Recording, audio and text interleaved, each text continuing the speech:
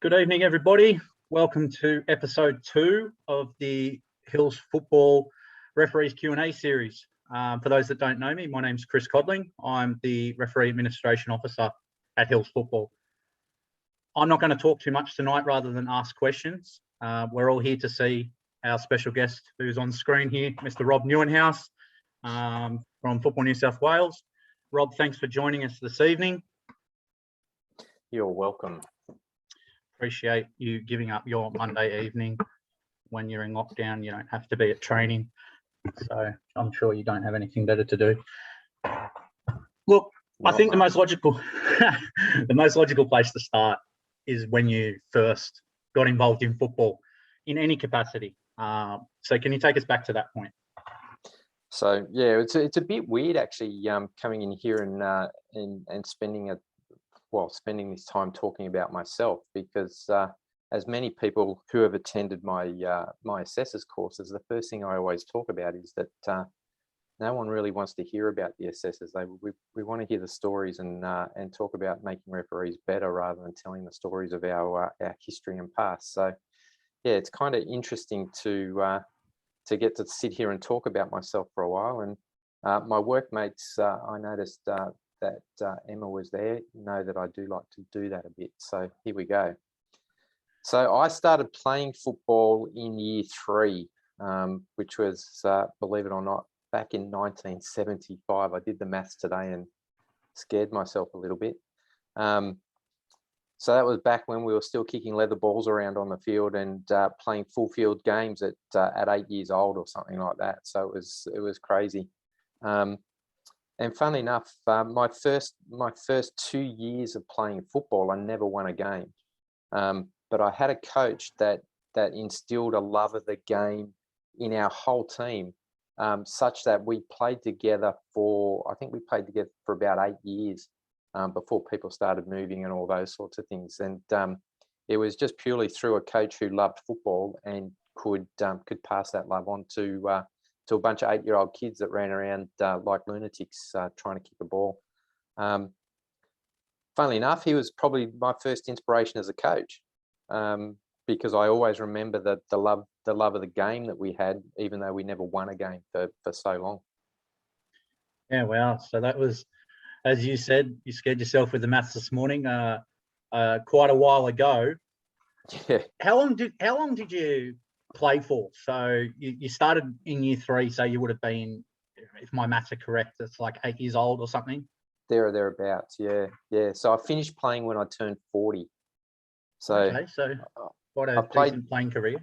Yeah, I played for 32 years, and never really achieved super great heights as a player. I played local Premier League football for a couple of years, and then sort of started going backwards as the rest of my life took over, and I spent less time and effort on training and all of those sorts of things. So I played until I turned 40. Decided that everyone else was too fast for me by then. So I had enough of playing and thought I'd start refereeing from there. Yeah. So 40 years old, and that's when you decided, I want to stay involved in the game. As you said, a bit slower. So what was it?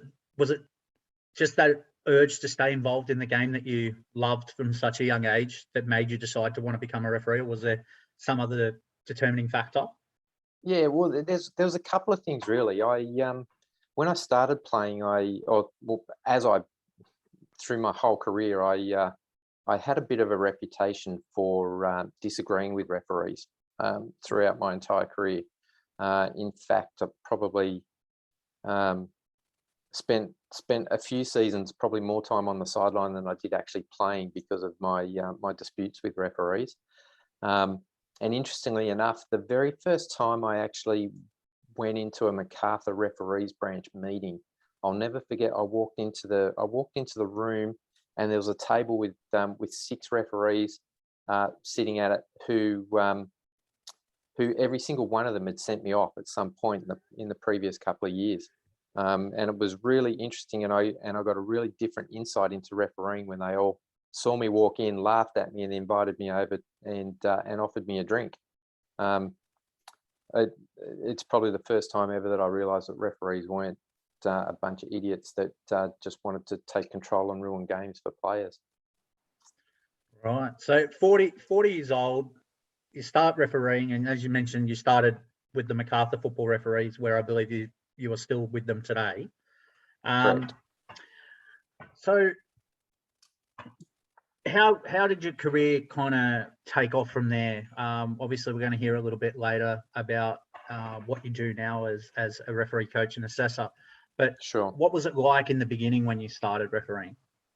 Yeah, it was.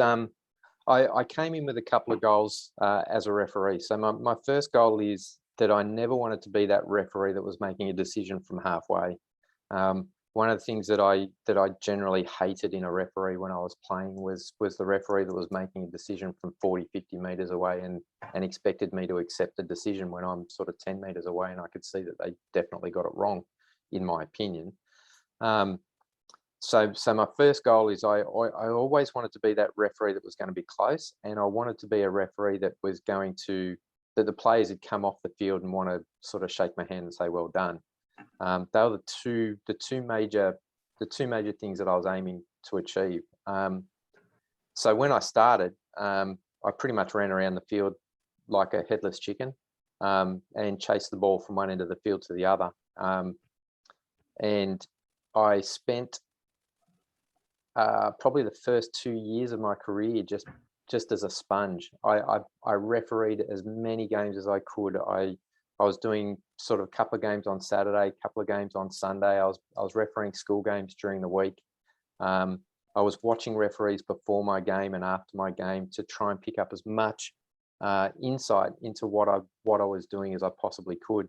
I was also pretty lucky that I got assessed very early in my first year, and interestingly enough, it's from one of the coaches who I still sort of quote today, which was Paul Neves, who's one of the coaches at Macarthur, and he saw me running around like a headless chook, and he just gave me just a couple of words to give me some focus about what I was doing, where I was running, and the decisions I was making in terms of where to run and when to run and all of those things, and it was amazing how those couple of words made a massive difference to my performances.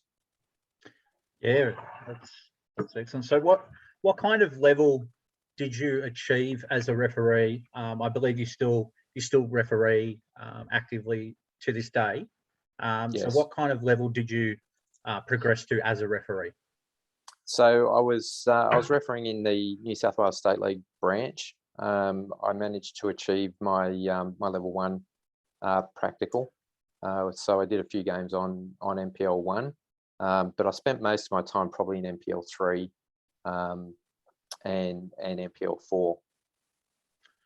Which now, just as a heads up to everybody, the names are all going to change on those competitions. That's now going to be League 2 and League 3. Yeah. So we've got new naming conventions for our competitions at Football New South Wales. It being Football Australia being called FA is not enough to be like the English. We've got to rename our leagues too. Yes. Yeah. We're changing everything. Yeah.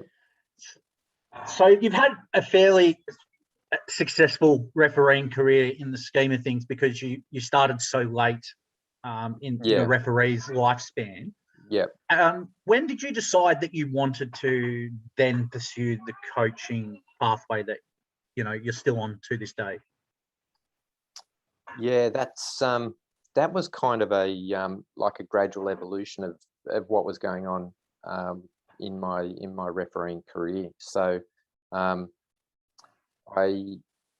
been refereeing for probably 3 or 4 years, and I'd achieved, I think I was moving up to my level 2 referee, and I noticed that one of the things that I was doing, because I was spending so much time watching other referees on their games, I kind of asked myself the question, I'm watching them, but I'm doing it with my level of understanding rather than with the level of understanding of a coach.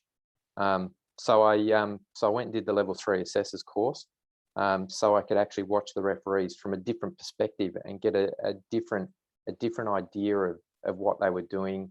That would help me in my refereeing career, because I was still moving up through the refereeing ranks at the time. But I felt it was going to give me another tool that I was able to learn more about refereeing. So that's what started me on it. And then when I was attending training at MacArthur, I noticed there was a bunch of young referees, sort of 11 and 12, that were doing our small-sided games in MacArthur, and they were coming to our training sessions and doing like full training sessions with the referees that do like the full-size fields, and there was nothing that was really specific for them in around what they were doing. So I started a few training sessions with those kids, and that's what started me along the lines of instructing as well. Yeah, that's quite a introduction, particularly, that's something that I know that MacArthur do quite well with the small-sided games, and that's really interesting to hear, because that's something that I personally didn't know from all my years with MacArthur.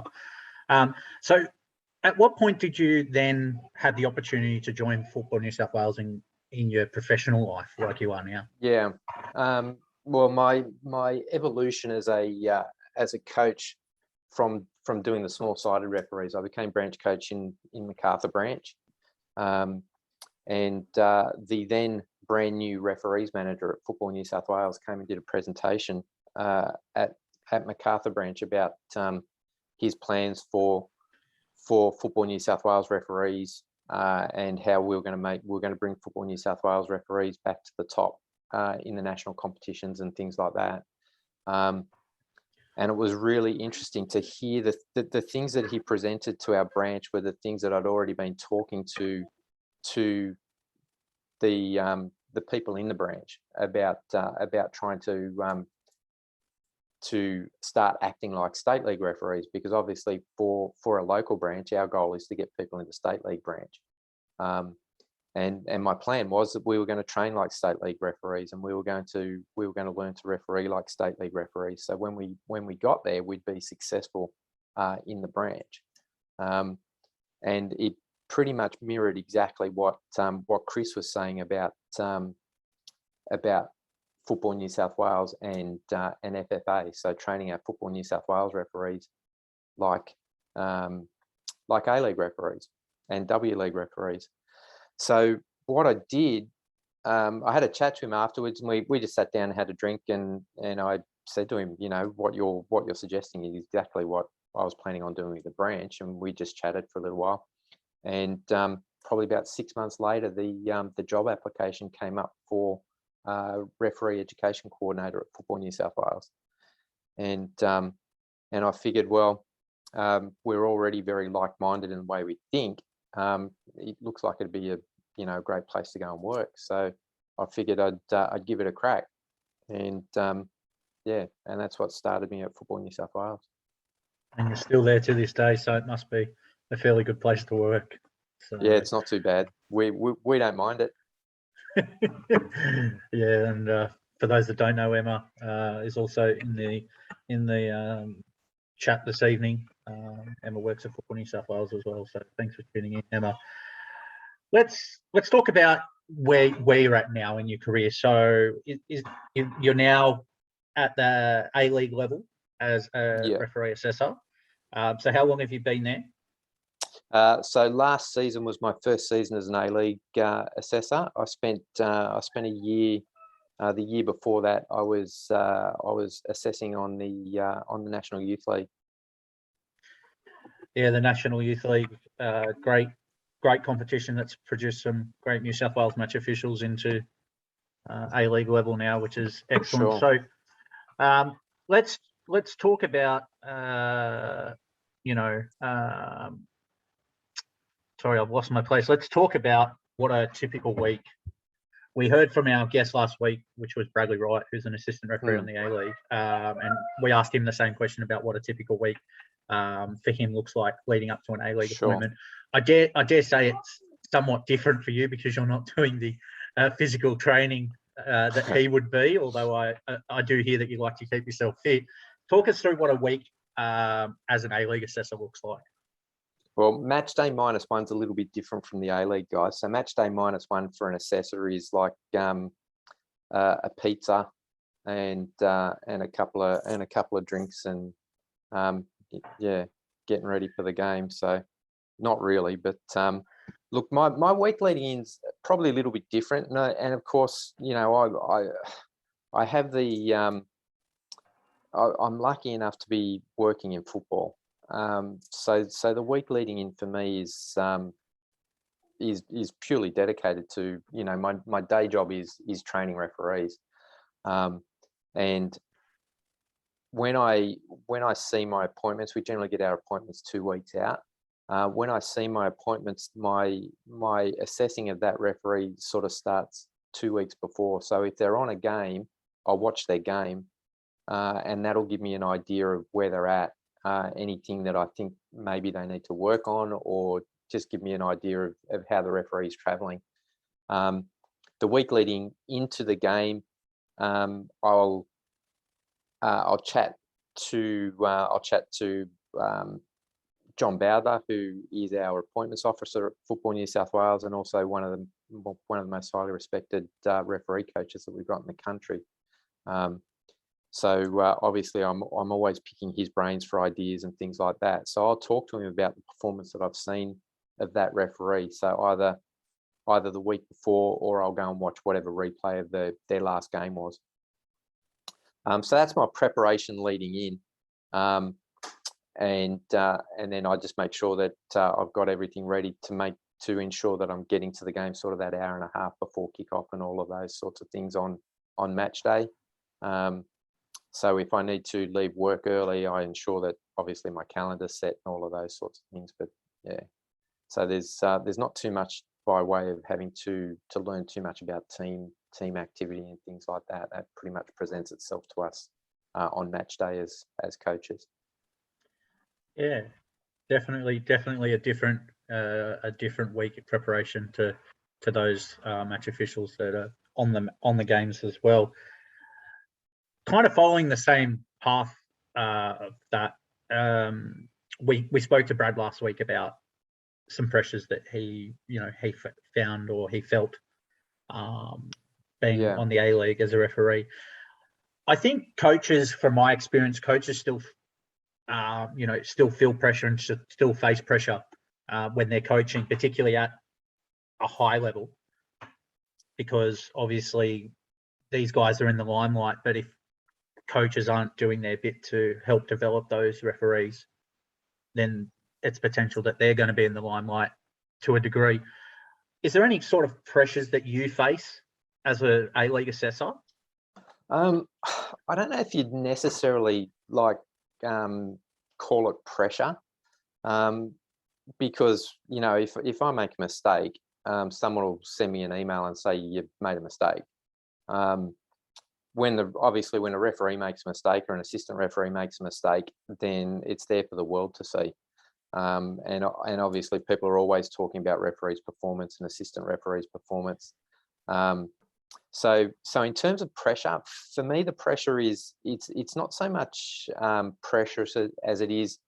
I generally try and set myself a goal for every game, and that is to make the referee that little bit better after I've spoken to them. So for me, I put a lot of effort into identifying areas of improvement, but more importantly, not just the fact that it is an area of improvement, but I spend a lot of time on working out how is it that I can help this referee improve that. So rather than just saying, you know, you're running to the wrong spot, I want to identify the reason why they are, and then try and show them a better way, and give them some sort of tool that they can use going into their next game to improve that. I spend a lot of time on videos, a lot of time sort of drawing figures on screenshots and things like that to try and help referees from there.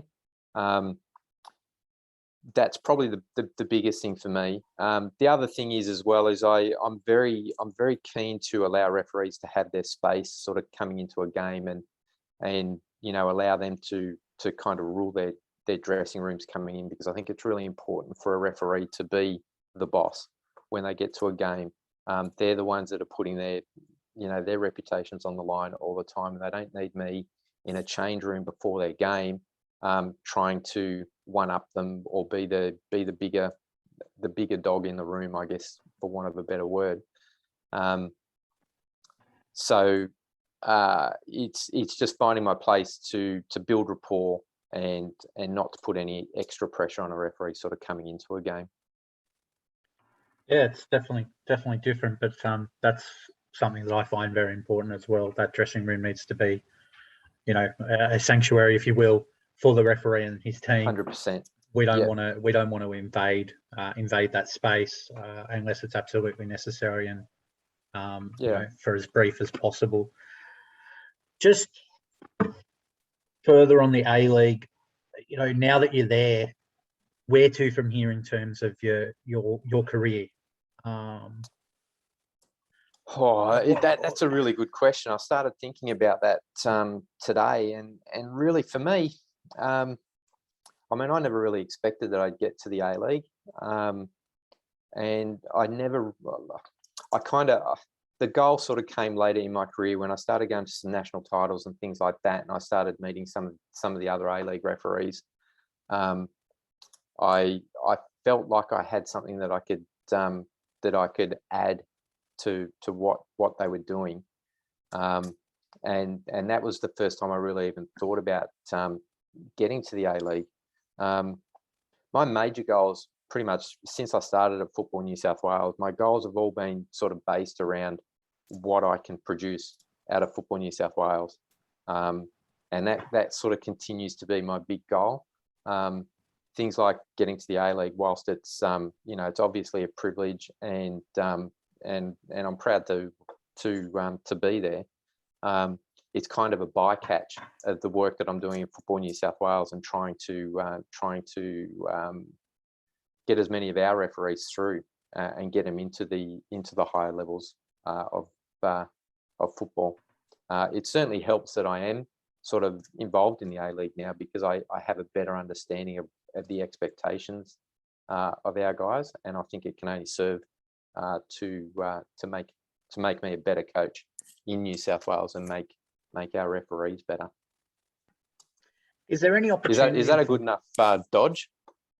Oh, look, it's pretty Rob Nieuwenhuis-esque, but not a bad answer. But what I'm getting at here is there an opportunity for you to have higher honours? Like, is there an opportunity for you to coach within the Asian Football Confederation, or dare I say it, FIFA? Maybe is there opportunities for you to attend Futuro courses that FIFA put on? I think Futuro is not out of the question. I have attended one of the Futuro courses that we held in Australia probably 4 or 5 years ago, and they're crazy intense weeks, which are just awesome for learning technical things about coaching and about the game. It's fantastic. I think in terms of actually getting to FIFA, there's generally it's kind of an unwritten rule now in AFC that they're looking at people that have refereed at that level. Yeah. And I'm a firm believer that just because you can do something doesn't mean you can teach it. And I guess I have to be that way, because I never was an A-League referee, and here I am helping A-League referees and coaching A-League referees. So from that point of view, look, I'd like to think there's always an opportunity. I think Futuro is definitely not out of the question, and I'd be super keen to be able to go to some more of those weeks. I think my opportunities as an AFC instructor are probably limited. Okay. Never say never, but right? Well, that's right. I'm not going to say no if they ask me about it. Yeah. Especially if you started refereeing at 40 years old. Not a bad career path. Now you Yeah. mentioned in your previous comment about how you got to the A League and stuff like that. Yeah. You mentioned national titles and stuff like that. Those competitions are very instrumental, particularly in a young referee's career, but obviously Yes. also as a referee coach, starting out at that level, it's certainly something that I aspire to reach as myself as a referee coach. Do you have any standout moments from your career? It could be tournaments like the national championships. It could be a match that you refereed, this year, or anything. Is there anything that kind of stands out from your refereeing or coaching career?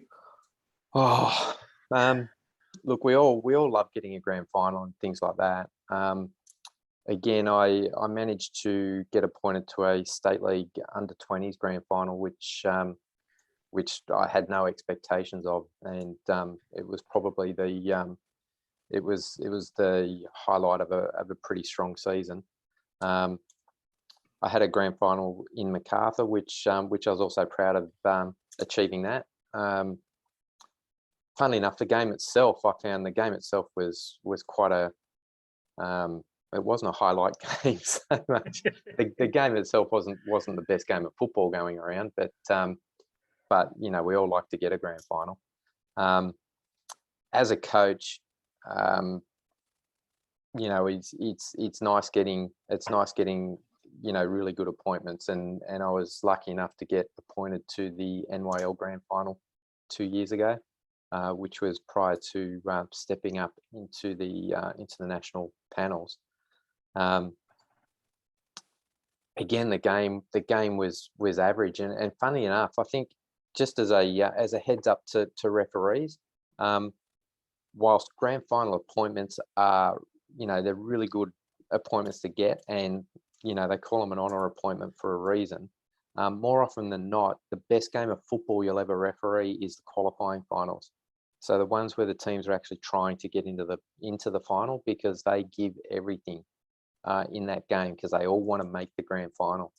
And funnily enough, for a lot of teams, they're generally, they're far more intense games to get in than they are actually the games that are the grand final games. That's my experience anyway.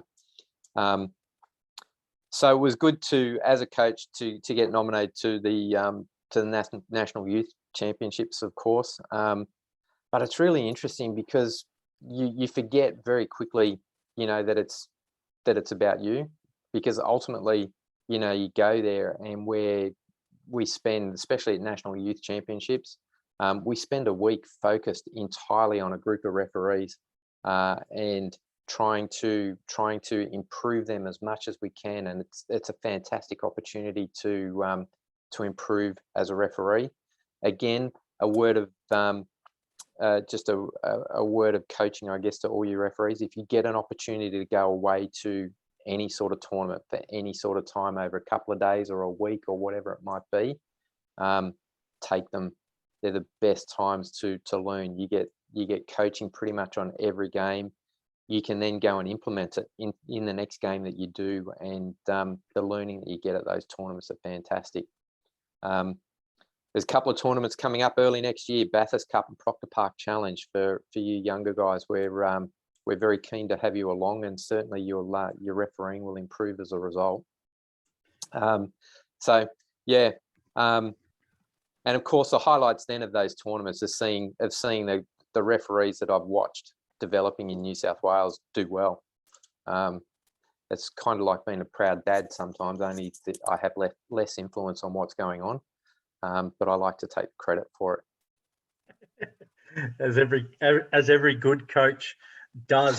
Speaking of taking credit, I'll be asking all my guests this. Throughout your career, whether as a referee or as a coach, have you had anyone that's you found has had a particular influence on your development as an overall match official? Anyone in particular that you'd like to? There are so many people. From the very start, the one thing that you know, I mention this in every course, every referees course that I do is, you know, go and watch referees, go and talk to referees who you think are doing a good job. So I've got numerous people that I could talk about. I've already mentioned one, Paul Neves. You know, with a couple of words, changed the direction of my refereeing. Not only how I ran on the field, but it basically started me on the career path that I'm on. And it's amazing that you can have that much impact so early in a career for anybody. And then just, you know, like a sponge, I watched referees all the time. There's a local referee in Macarthur. His name is Bruce Wiley. Taught me so much about staying calm under pressure. Just watching how he refereed and then talking to him about it. And when you do talk to him, I don't think anything's ever fazed this man in his life. But you know, the learning that I took from there, and then, you know, some referees and assistant referees that I've learned from. So Sarah Ho was an inspiration to me when I started State League branch. I remember coming home from training one night saying I got to run against a FIFA referee. We did a sprint session, and she was paired up with me and left me in her wake every time. So learnt some good things about fitness and sprinting technique and things like that from Sarah. And that was just a training. That was just, you know, just her being Sarah, and always happy to have a chat and to tell you what she does. Katie Patterson, went to a national youth championships with Katie and learned a lot just about professionalism, and then when to enjoy yourself and when to be switched on and those sorts of things. So, and then ex-workmate Carney, he actually gave me some real wisdom from someone so young. I call him young, but everyone's young compared to me. And then from coaches, obviously, again, my workmate John Bowdler. It's very easy to do assessments when I can pick his brain sitting behind me when I'm watching games and things like that. It's very easy to be able to assess and to watch how referees are moving and understand things when you've got, you know, somebody of his prowess sitting behind you. And then two others who basically ran the referees development panel before I started, which was John Parker and Sharon O'Neill. You know, the amount of time and effort that they put into everything they do related to referees is basically, it sort of keeps me going. And, you know, they certainly always have an opinion, don't necessarily always agree with me, but that's a good thing because you don't always have to agree to come up with a good outcome. Some real who's who in Australian refereeing there. And I have to say, I'm dead lucky because you don't get these opportunities to meet these people unless you're in a position like I am. So I was dead lucky to have these people sort of come across my path as I was working at Football New South Wales. But these people are all at State League branch, and for anyone who is considering sort of going to higher levels of football, you know, I can't recommend highly enough sort of joining State League branch and actually, you know, rubbing shoulders with these people. It's amazing how generous they are with their time and their knowledge. All you have to do is ask. So yeah, if you're a member of State League branch, these people are all there, and you can get the best. You can get the best out of yourself by learning from these people.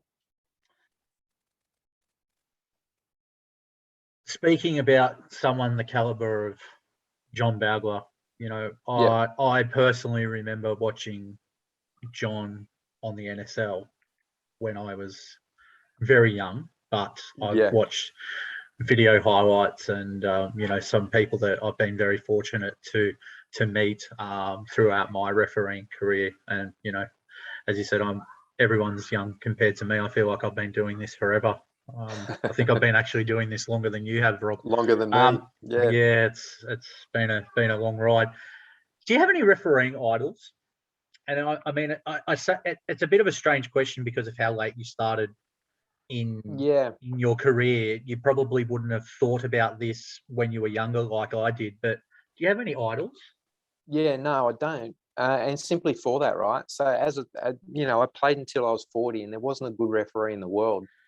I didn't believe any of them, especially if if they were refereeing and my team wasn't winning. The referee was never good. They'd never made a decent decision ever. And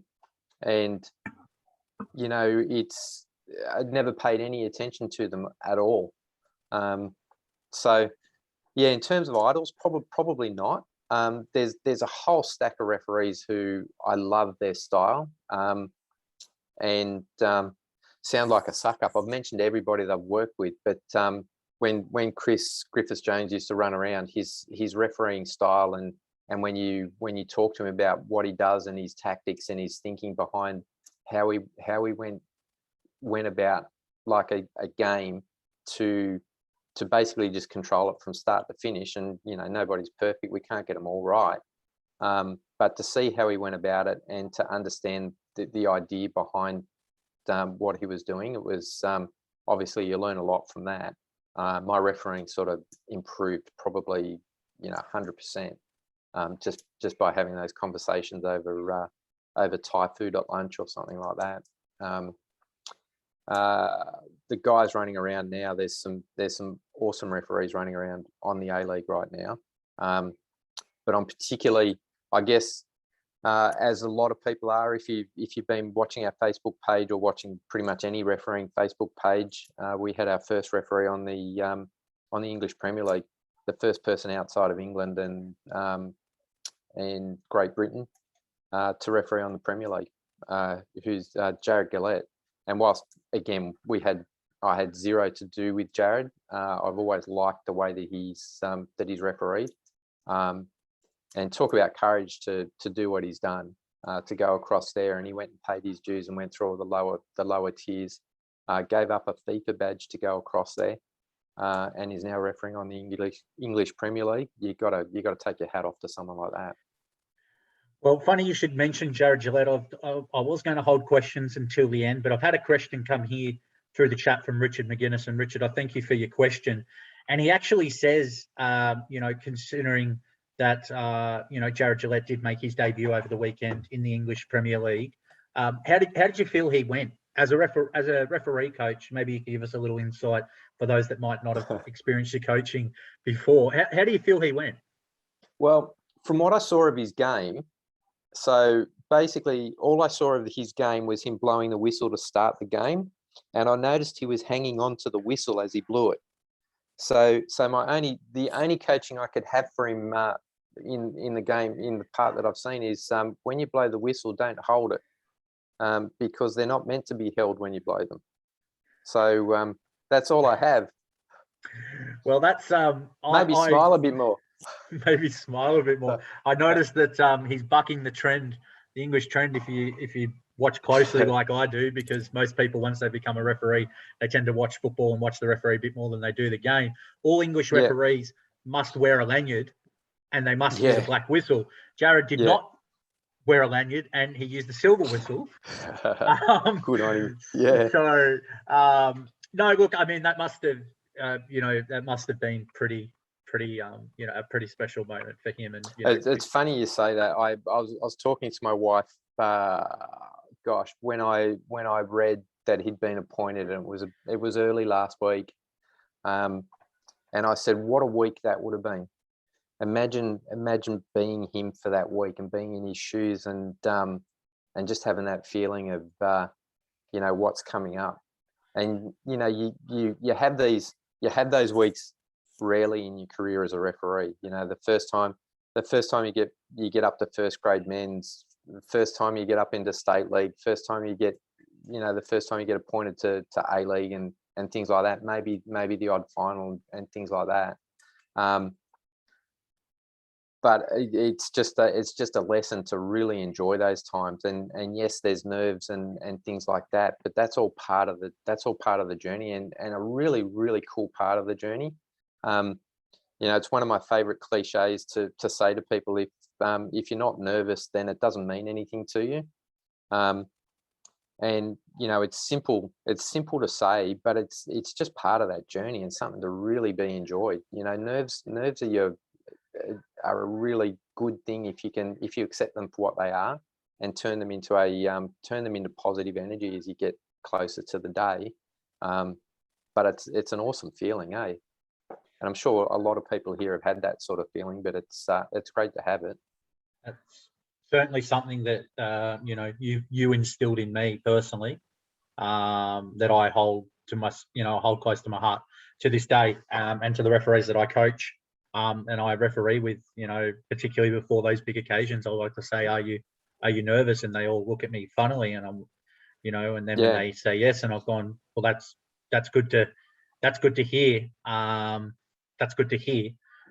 Because for me it means you're fully invested in this, you're enjoying the ride, and if you're not enjoying what we do, then why do you do it? I'll take this other question here from Paul Neves. And Paul, thank you for your question.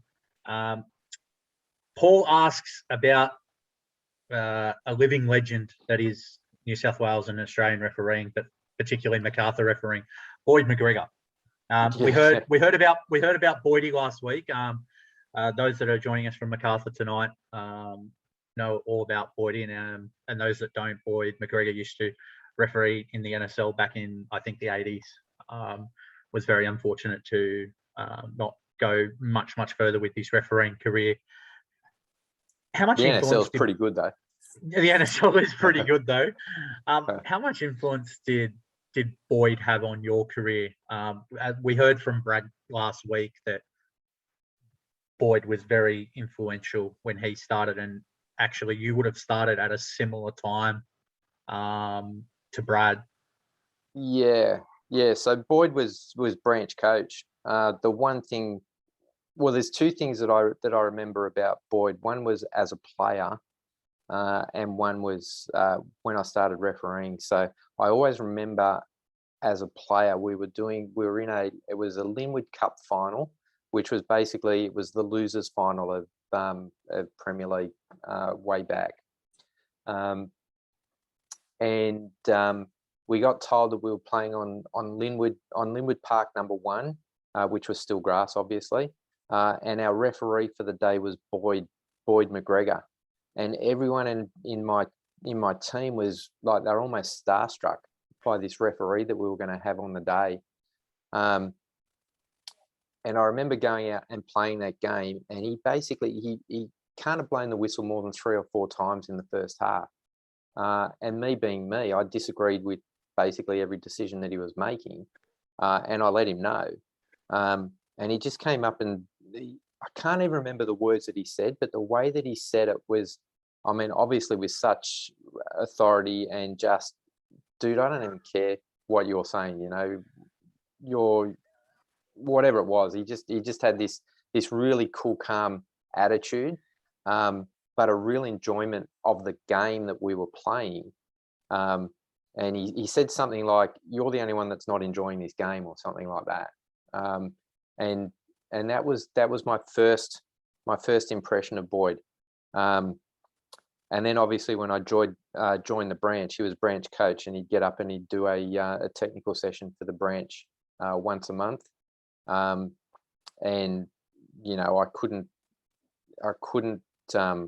fault his passion. He was the most passionate referee going, and whilst quite often I'd cringe at some of the things that he said and the way that he said it, being an old school sort of coach that he was, never doubted his passion, and certainly learned a lot from the sessions that he was producing. That is the biggest takeaway that I've ever taken from all my dealings with Boyd McGregor. Passion. Yeah, 100%. Passion. Yeah. It's something that will always resonate with me. I will always talk about it when I'm, in coaching referees or anything to do with refereeing. If I say you got to enjoy what you do, but you need to be passionate about it. to really make a 100%. go of what you do. I did like turning up to trainings on a Monday night. This was back in the days, and nobody was, more especially the young guys. None of you guys were probably alive when this was happening. The Bulldogs were actually a strong team, and I used to love turning up to training with my Bulldogs jersey on every time they beat the Roosters on the weekend. He was very much a Roosters fan, and it'd show up at training quite often. So we've heard all about football. You know, you've played for such a long time, and now you're into refereeing.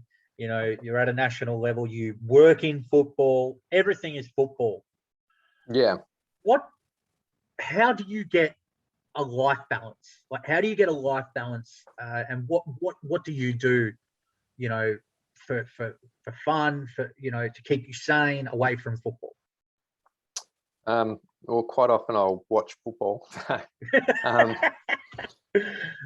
No, funnily enough, I again, as a player, and I'm pretty much like every other player in the country, which is a problem that Football Australia has, is we all play football, but we were never huge fans of football in Australia. So, obviously, English Premier League is more watched in Australia than the A-League, which is a real indictment on what's going on in our competitions, and we probably don't have enough time to come up with an answer for that. But outside of football, I'm very conscious that my wife gives me the freedom to do what I do. So I miss her a bit when I'm going through the season. So we spend a lot of time together. She's got a lovely little sports car, and we like to just take off somewhere for a weekend, or just go for a drive. Spend a lot of time, particularly in the summer, down the beach and swimming and stuff like that. So pretty much anything. But it's about spending time with my wife now. My daughters are sort of grown up and all moving out on me as I look over my shoulder at one of them that's about to move out. So yeah, family, just go and do something. And I generally, it took me a long time to learn this, but I generally will leave my phone at home when we're doing these things now, especially if there are games on or something like that, because I quite often get a whole stack of phone calls which tend to ruin those experiences a bit. So leave the phone at home and go out and enjoy it. Yeah. Sorry about that. Yeah, no, I'll be sure to send your wife a link to this video so she can hear all the wonderful things you've said about her and keep it on record. Just send flowers. Just send flowers. No, mate, I think that's your job, mate. We're coming towards the end of our questions here. Before I ask for some questions from the audience, best piece of advice that you've ever been given? And this comes back to Carney, I think, and this, he didn't actually give the advice to me, but we were actually chatting to a young referee who just made a massive blunder in a game, and it made it just turned, like, the game didn't go pear-shaped or anything like that, but it was a huge error in law, and it meant the difference between passing an assessment and not. And this referee was just devastated by the fact that they missed this decision. And the one thing that Carney said is, even though this game went totally pear-shaped and it's horrible and you don't pass, and everything that you look at for this is just awful, and you're going to look back and hate the game and all of those things, every game you do makes you better than what you were before. And by that, what he was saying is that if you learn one thing as a referee from every one of the games that you do, that means every time you walk out next time, you're a better referee than you were when you started the game before. And you continue to focus on the fact that if you just take those baby steps, sometimes you'll take massive steps and you'll improve huge amounts, and other times it'll just be baby steps. And remember that mistakes happen. The best referees make mistakes. They make mistakes in World Cup competitions and all sorts of things. So the mistakes aren't the end of the line. The mistakes are just those big steps that you take to improvement. So don't go out and make the mistakes on purpose. When you do make a mistake, understand that you are human and learn from it. And your biggest piece of learning that you'll get is from doing those things. That's some pretty good advice, indeed. He's wise before his years, is Carney. Well, mate, I'm sure pretty much everyone here's experienced of coaching from Carney. Very, very, very wise man, very experienced. Before we get into the rapid fire questions, we'll finish up with why would you recommend being a referee coach? Oh, there's so many reasons why. But there's probably some people in the meeting. I haven't seen all the names, but there's some people in the meeting that I've seen, and to see referees develop far beyond where they thought they could be, and to be part of that journey. So watching them do that, yeah, it's a great feeling. I still get goosebumps when I see referees, doing good things on the field and just going beyond where they were, and improving. I want to be clear that, as a coach, as a referee's coach, we have so little to do. All we do is we point the direction, and it's the referees that do the work. And that's you kind of get it when you're a parent and you have kids and you see them develop and grow up and things like that.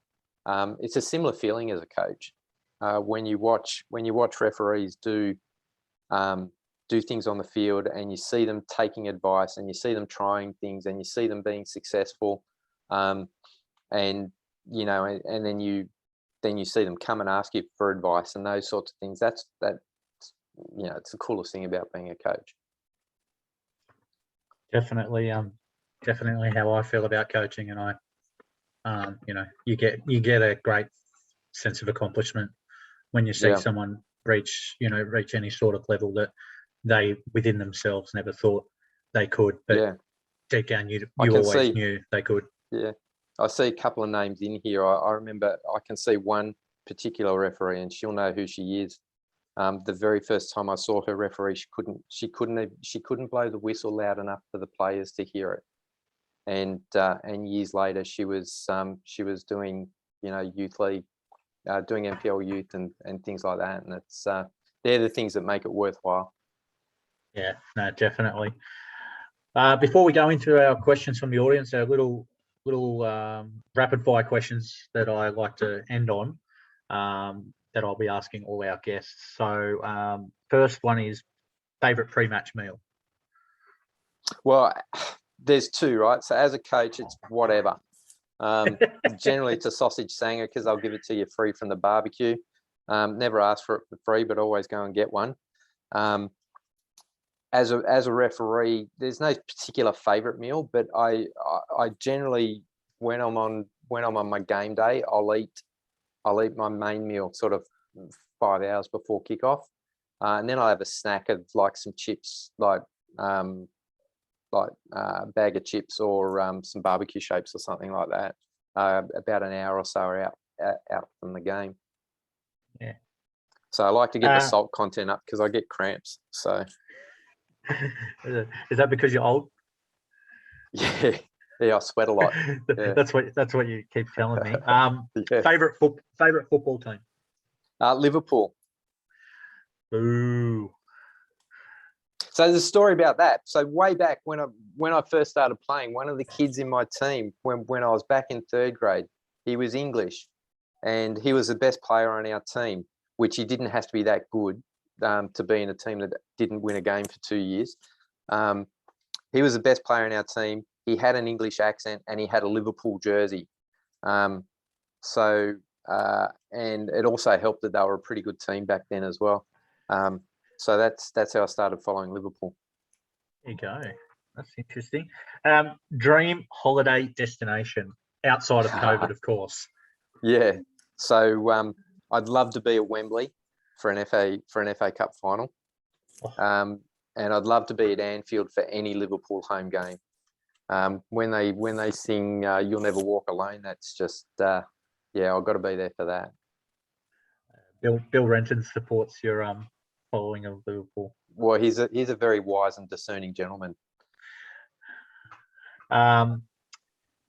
Favorite sport other than football? You never walk alone. It depends when you ask me that question. So currently it's the start of the NFL season, so I'm enjoying that at the moment. Okay, all right, that's interesting. And finally, dream job. Yeah, well, that's an easy one, right? I'm doing that now. There's not many people get the opportunity to spend the amount of time I have, doing something you love. So yeah, it's definitely this one. Find something you love, and you'll never work a day in your life, right? That's what they say. I know you definitely work, and you probably hurt more, and you and everything means a lot more for you. So sometimes sometimes it'd be nice to have a job where you can get home and forget about it. But yeah, that's the joy of doing something you love. Everything's sort of magnified. Maybe a job with normal hours, hey? Well, the interesting thing is I always compare myself to every other person that's doing so much for their local branches and that. So, people working in their local branches, they have full-time jobs, and then they come and work in their local branch and spend the same amount of time that I do, but they don't get paid for it. They do it for nothing, and they do it, for the love of it. So, yeah, I'm just one of the lucky ones. Yeah, I can definitely relate to that. Yeah. We've got a few questions here from the audience to finish up. Now, these ones were pre-submitted. Now, if anyone does have any questions, feel free to send them through in the chat, and I'm happy to ask Rob. Alternatively, when I've finished my questions that were pre-submitted, if you'd like to come off mute, turn your camera on and ask Rob directly, that's also fine too. Our first question comes from Jake Rose, and Jake, thanks for your question, mate. Jake asks, the best approach you have seen to your coaching feedback? The best approach I've seen to my feedback? Yeah, so I don't know if he's asking for someone specifically, but maybe there was a particular attitude shift to, one that springs to mind was we were doing a school tournament just this year. One of the academy referees was looked a bit similar to me when I first started refereeing, in that this referee was just running everywhere, and the amount of effort that she was putting into her performance was crazy. But it was chasing the play. So we got to half time, and basically, funnily enough, the words of advice that I gave her were very similar to what Paul had given to me way back. And that was, when a team gets possession of the ball, start moving in the direction they're playing. Just that simple piece of advice turned this referee around, and all of a sudden her movement had such direction, and she was getting into really good areas and moving so much better. And the energy usage that she had from then on in the game was heaps less to be in better positions. And it was just that one piece of advice, and the fact that she could understand it and put it straight into action. That was one of those moments I got goosebumps.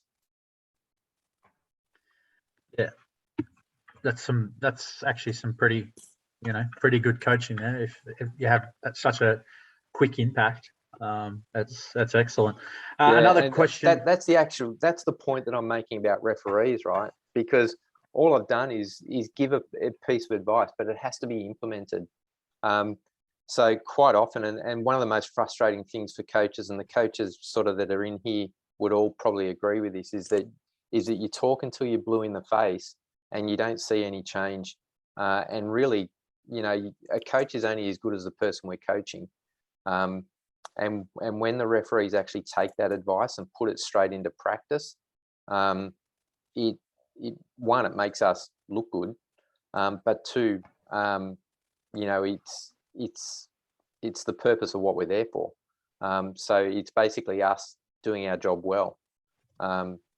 But it all comes down to the referee. You know, we can have the best pearls of wisdom going, but if the referees don't understand what we're saying, then we're just talking to ourselves.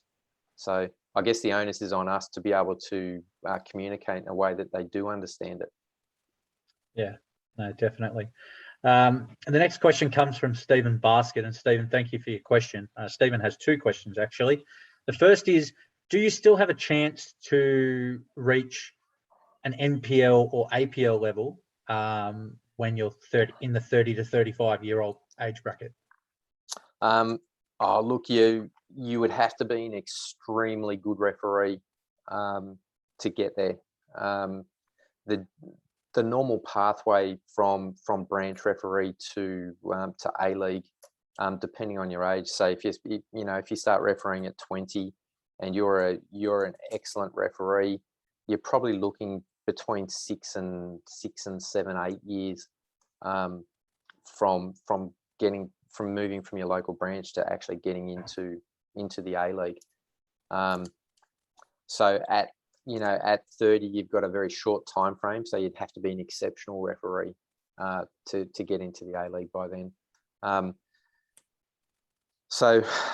Football Australia, they view the national panel as a pathway to FIFA, and basically once you hit 35, your pathway to FIFA is pretty much over.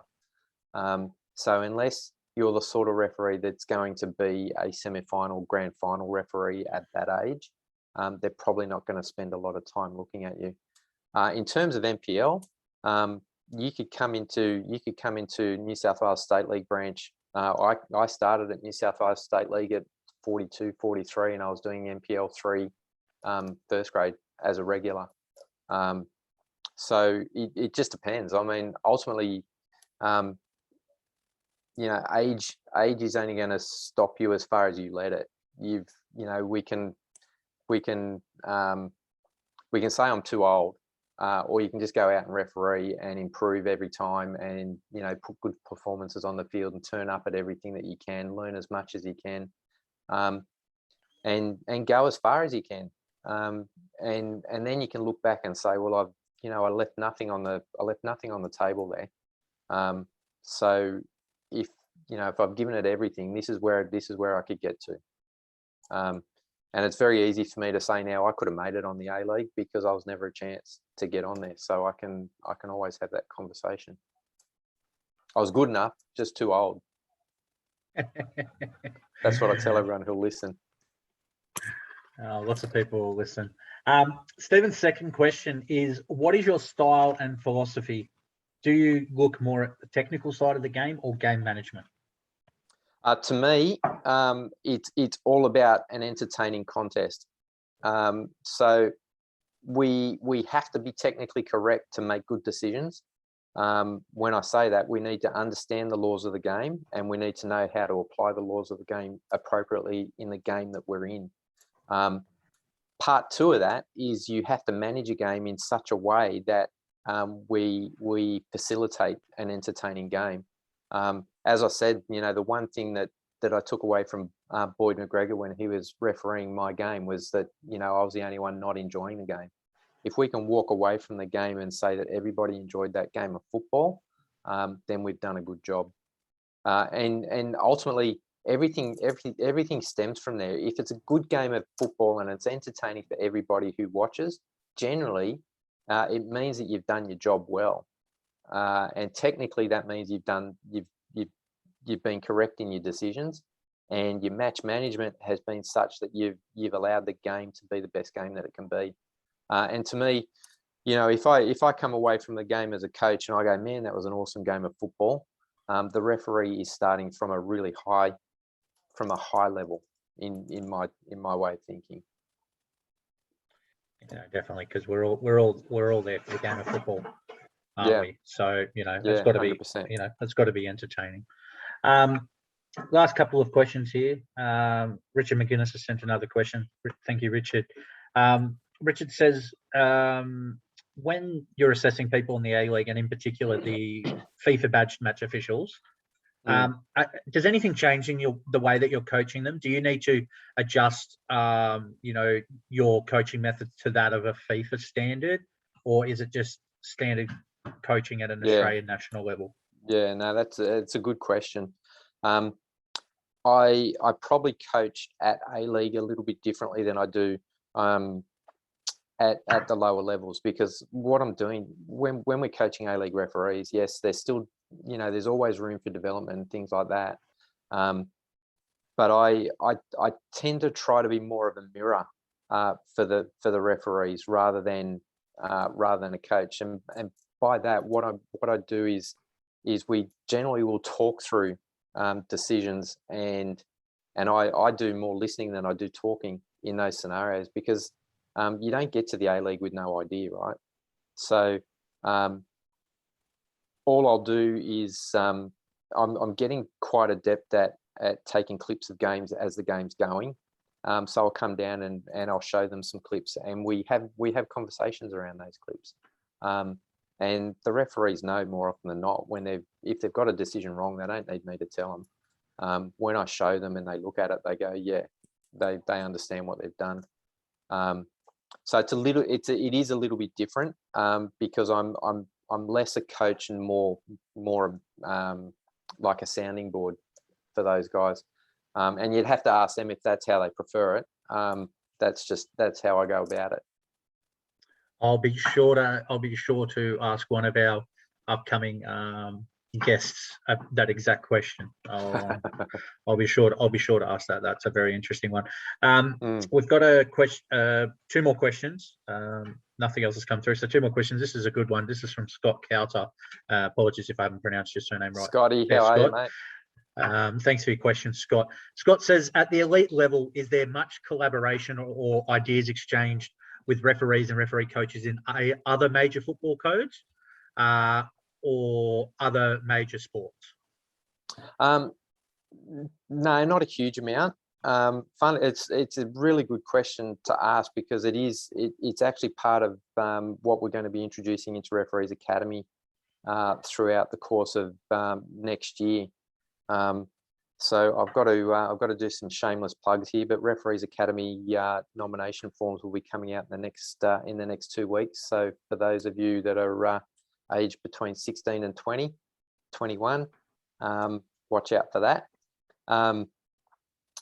It's part of what we're going to do. We're actually having some conversations with the NRL about some of the things that they're doing.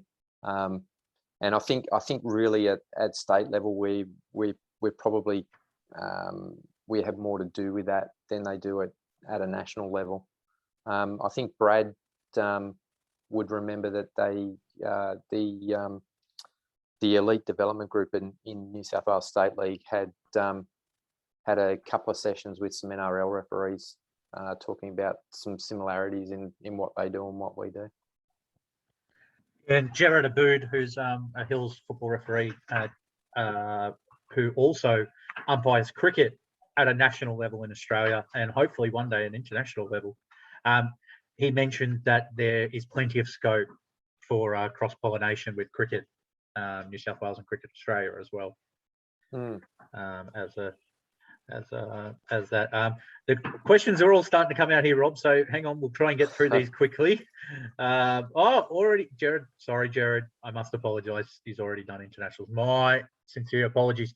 James Hanlon has asked 2 questions, and these ones should be pretty easy for you. What differentiates the better referees from the rest? Is there something clear that stands out in how they referee compared to others? I think I don't know that it's necessarily so much in how they referee. I think it's more to do with what they do around refereeing. The best referees are the ones that, like, you don't see the work that the best referees do, and it shows out. They move around the field really effortlessly, but you look at the training that they put into that image. It's not what the average referee does. The average referee, if we're lucky, we'll go to training once a week, and we'll rock up on match day, and we'll do 8 games over the weekend, and that's basically our fitness work for that week.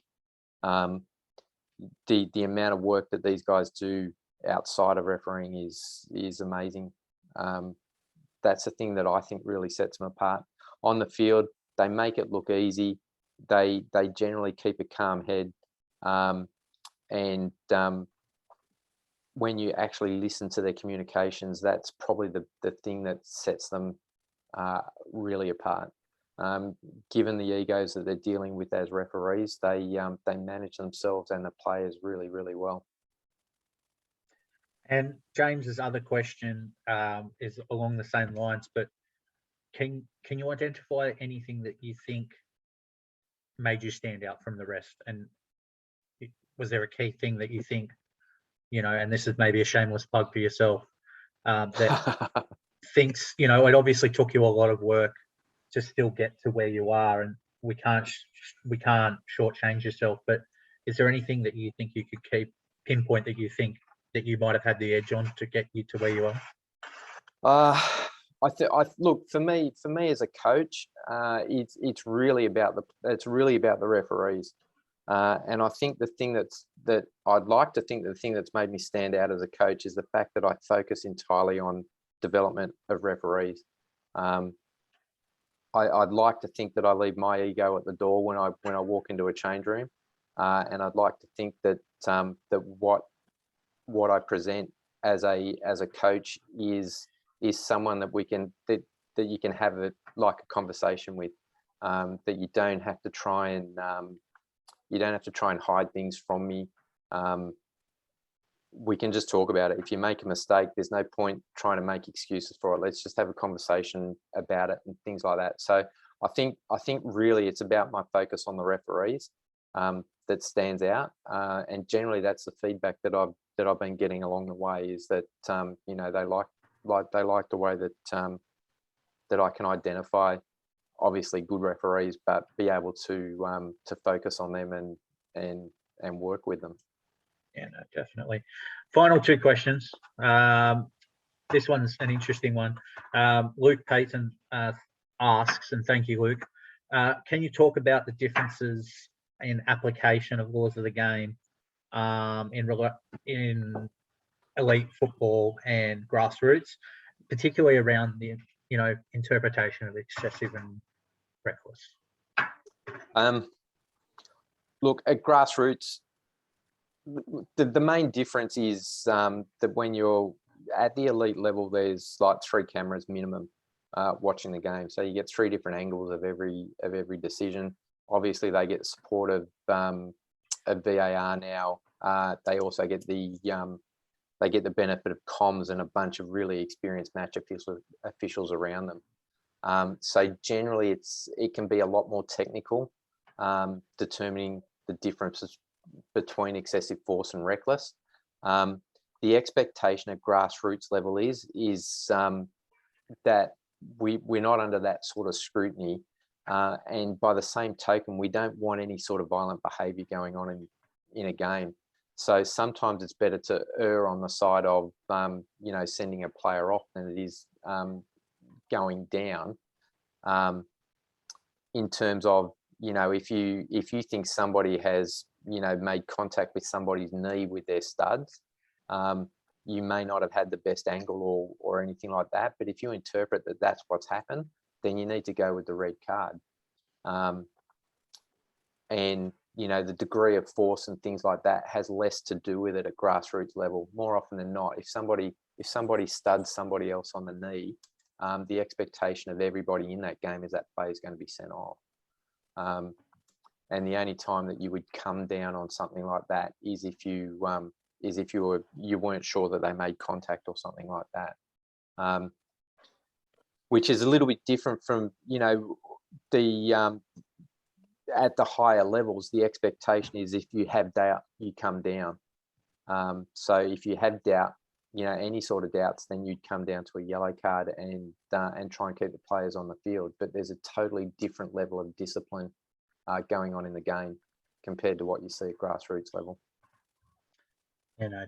Definitely some really good insight there.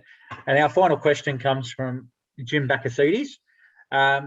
Jim asks if Jim tells me that you don't mind the odd community game, and in particular, there's one that he wants you to cast your mind back to, and that was your first ever Fijian tournament, and it was at Ninema Field at the back there of Prairie Wood, where Fairfield Bulls play, and it was very early on in your career, and himself and Steve Courtney sprung on you at the last minute that you were going to do the grand final. He wants to know if you have any memories of that and how you found that experience, if we shall say. Well, I was actually, it was really interesting because this game was actually telecast by radio back to Fiji, which was really, it was my first media game that I'd ever done. I think I've been refereeing for a couple of years. I can't even remember how long it was, but at that particular point in my career, I was just doing any game I could get to.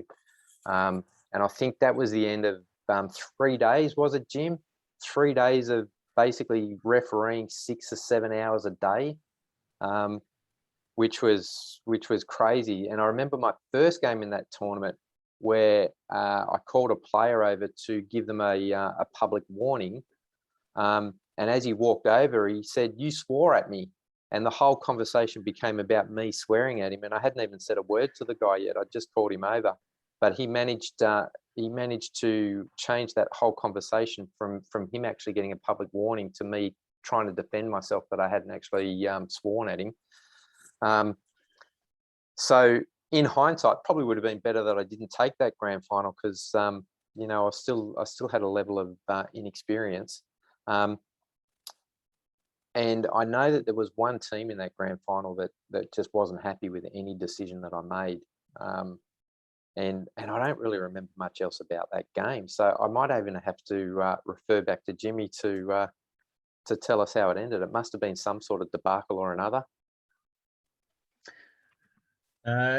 He said that it was a baptism of fire to your refereeing career, as those tournaments so often are. And can I say from those games, as difficult as they were, I learned more about match management and player management from doing those competitions than pretty much anything. Because unlike local competitions, these guys, there was no real consequences for poor behaviour for these players. So the only way you could manage these players is whatever personality you could put into play on the games. So yeah, you certainly learn about player management doing those tournaments. Paul Neves says it was down to the ARs. He said you had good ARs on that game. Well, if they had got an offside right, we probably wouldn't have been in the mess that we were in. I think I just need to correct you on one point, Rob. There's no way that Fijian tournament was only a 6-hour day, mate. There's definitely no way. The first kickoff would have been 9 o'clock and you wouldn't have kicked off till 1. Yeah. Yeah, no, you'd be right there. Yeah. No, and interestingly enough, and this is one of the things, and it's part of what I love about football. Really interesting that there was one game. I don't think it was that tournament, but it was one of those Fijian tournaments. We got to half time in a game, and it reached, I think it was 6 p.m. I think that's the time, and because the vast majority of the players there were Muslims, these guys who were kicking the crap out of each other all stopped mid-game. So at halftime, we had to make halftime go. I think halftime went for 30 minutes instead of 15 minutes, and they all, like including the crowd, everyone came onto the field and they all prayed because they were all Muslim, and that was the time of prayer. And we spent 30 minutes, and whilst they all prayed, they finished up and we started the second half, and they went and continued to kick the absolute nuts out of each other. It was crazy. But to see players actually, with such animosity on the field, all come together at one point, it was crazy. It's a bit like the taking a knee before kickoff and stuff nowadays. I think it's really cool. So yeah, they're a tournament unto themselves, those Fijian competitions. Yeah, no, definitely. I've done my fair share of them myself. Look, I won't keep you too much longer, Rob. I will just give one opportunity to the audience if they want to come off mute and turn their camera on and ask Rob a question directly, now's the opportunity to do so.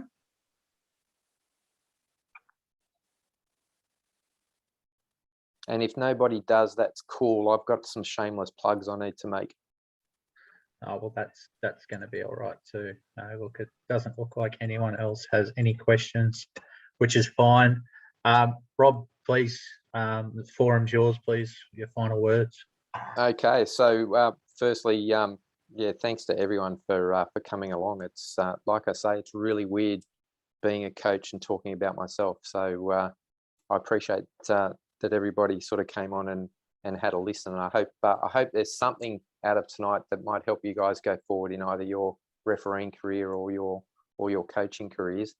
In and around coaching, I've already mentioned the Referee Academy trials coming up in the next couple of weeks. So keep your eyes open on Facebook for that, and it'll also come out through your local branches through their communication channels. But secondly, there is a level 2 assessors masterclass that we're setting up for next season. So there's going to be some forms going out about that in the next 2 weeks, and this is open to any assessor who is a level 2 assessor or a level 3 assessor looking to do a level 2 assessor's course before January next year. So there's a couple of level 2 courses coming up there as well. But this is open to everyone. Now this masterclass, it's not a one-off session. It's going to be a class over the course of about 6 to 8 months, where we're obviously going to be doing technical sessions. We'll be doing some face-to-face sessions. We'll be doing some Zoom sessions. We'll be going out to some games together and actually watching referees. And the whole idea of the masterclass is to try and instill some of the things that we're learning through State League branch and through Football Australia. We're hoping to pass some of that information, some of that knowledge down to all of the level 2 assessors that you can then use in your local branch in your coaching. So some of the people involved in that are the people that I've named earlier. So John Bowdler, one of the most highly respected coaches in the country. John Parker, Sharon O'Neill, who have both been coaching at a high level for an awful long time. So there's going to be a lot of really good information coming out of these sessions, and we're going to talk about things like how to use technology. We're going to talk about how to talk to referees. We're going to talk about the technical aspects of decisions, and even some of those things about careless and reckless and how to interpret it. We're going to talk about positioning. We're going to talk about how to coach positioning. So it's going to be a really good class to attend, and most importantly, it's free. So all you got to do is give your time and come along to these sessions, and I think I'd like to think that you're going to get a lot of value out of it. For the younger people, remember the academy stuff, and for those that are thinking about starting a career in State League branch, by all means, I can't recommend it highly enough. You'll, if nothing else, you'll become a better referee just simply from the level of games that you get to officiate and the people you get to officiate with. Yeah, no, definitely. That's definitely something to look forward to there for both coaches and referees as well. So, look, I think we'll leave it there, Rob. Thank you so much on behalf of myself, everyone here, and Hills Football. Thank you for giving up your Monday evening to come and talk to us, give us some insight into your career, exactly what you do at Football New South Wales, and really what it's like to be a referee coach and how important that role really is. That's pretty much it for us. No other questions through the chat, which is good. I'll finish off by saying that we won't be hosting episode 3 next week for those that have tuned in for both episodes. Episode 3 will be held the following week on the 11th of October, as next week is a public holiday. I'm pleased to announce that our guest for this session, episode 3, is with us tonight, and that's community referee coordinator at Football New South Wales, Emma Kotzbeck. Emma is a W League match official currently, so definitely keep an eye out for that link. Once again, thank you to everyone for joining us, and we hope to see you in the next one. Again, Rob, thanks very much for your time. Cheers. Thanks, everyone.